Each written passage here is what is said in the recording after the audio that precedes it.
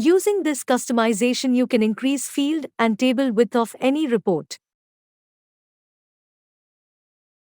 After active this customization, you can set which table column you need to increase. For example, here I will increase voucher type name column of day book report.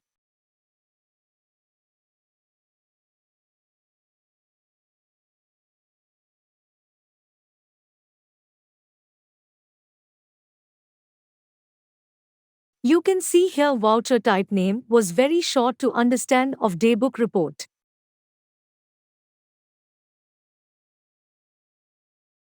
When I set to yes, here you can see the result on report.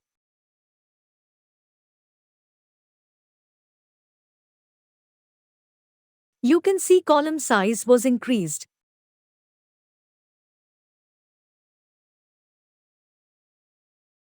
Like this, you can also set column size of other vouchers and reports. Thank you for watch this video. You can call us for on below numbers.